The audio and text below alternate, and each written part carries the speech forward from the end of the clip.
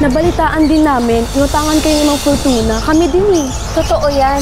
Ang dami nating inutangan, tapos hindi na binayaran. Ito ang mga gagawin ninyong apron. 50 pesos yung telang yan. Hindi aabot ng 50 pesos tong kaprasong telang to. Pinatungan na naman tayo ng fortuna. Kayo lang naman, Ria Maria, ng maraming dada. Kami payag kami magbayad kay ma'am. Palibasa, sipsip ka sa teacher. Ay, sabi mo? Hindi ako sipsip! Sorry po, hindi po namin sinasadya.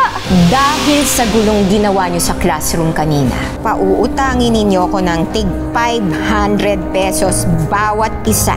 Ma'am, wala naman po kami ganun kalaking halaga. Di sige, ibabagsak ko na lang kayo. Ma'am, ito po. 2 linggong baon ko na po yan. Ano kayong dalawa? Mapipilitan na lang akong i-report na lang kayo sa principal.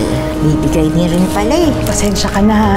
Hindi ko pa kakompleto yung buong reseta eh. Kahit wala ng gamot, basta may pagkain. Inutangan po ako ni Ma'am Cherry. Yung ipon ko po na yun para po sana makatulong sa pagbili po ng gamot ni tatay. Kaso po nung sinisingil ko na po siya, hindi po siya nagbabayad. Teacher siya, tapos ikaw estudyante lang, tapos feeling mo wala kang karapatan na maningil. Kahit pa paano, alam mo na dapat naman talaga na ibalik niya sa'yo ng kusa.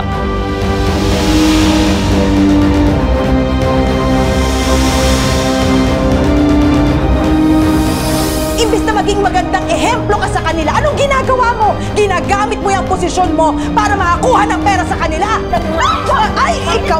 Hindi pa tayo tapos! Halika dito!